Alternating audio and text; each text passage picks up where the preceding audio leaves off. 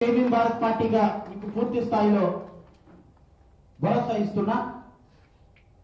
జై భారత్ పార్టీ పూర్తి స్థాయి బాధ్యత తీసుకుంటుంది. ఆంధ్రప్రదేశ్ రాష్ట్రంలో ఆల్రెడీ హైకోర్టులో కేసు రన్ అవుతుంది. రేపు 23వ తారీఖున మరలా వాయిదా ఉంది. గవర్నర్ని ఏమంటారు, దీని మీద ఎందుకు మీరు ఇంతవరకు డిక్లేర్ చేయలేదు అనే దాని మీద సమాధానం కోసం వేచి చూస్తున్నాం. గవర్నర్ మరి ఏం చెప్తారో ఆంధ్రప్రదేశ్ గవర్నర్ వేచి చూడాలి.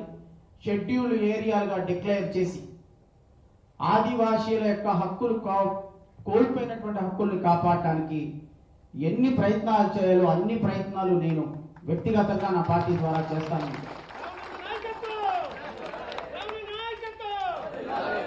మీ అందరికీ కూడా మాటిస్తూ ఈ సభలో ఇంకా మనం మాట్లాడుకోవడానికి చాలా ఉన్నాయి. 1/70 యాక్ట్ ఎక్కడ అమలుపరచడం పూర్తి స్థాయిలో నిర్వీర్యం అయిపోయింది. దానిని ప్రొటెక్ట్ చేయడానికి ఇదిగో ఎక్కడో ఇట్లాంటి మడక వెంకటేశ్వరరావు గారు లాంటి వాళ్ళు, చొక్కారావు లాంటి వాళ్ళు ఉన్నారు. ఈయన మీద వెంకటేశ్వరరావు గారిని నేను మాట్లాడిన సందర్భంలో నాకు తెలిసి అత్యంత ఎక్కువ కేసులు ఆంధ్రప్రదేశ్లో పెట్టింది గిరిజన హక్కుల మీద పోరాడుతుంటే ఈసారి మీద అని నాకు తెలుసు. నాకు తెలిసి ఆయన లిస్ట్ ఇచ్చాడు నా మీద పెట్టిన కేసులు అని. ఒక 150 నుంచి 200 కేసులు ఈయన ఒక్కడి మీదే ఈ జీవితం అంతా కోర్టుకు తిరగడానికే సరిపోయి ఉంటుందేమో, అన్ని కేసులు పెట్టారు ఆయన మీద.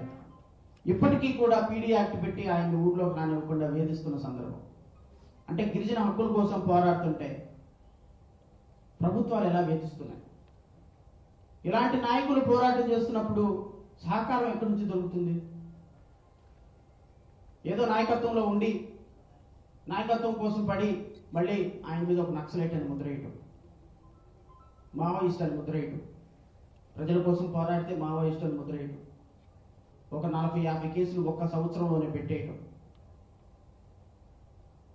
ఇలాంటి దుర్మార్గకరమైన సంఘటనలు మన జాతి కోసం పోరాడే వాళ్ళ మీద పెడితే మీరేం చేస్తున్నారు?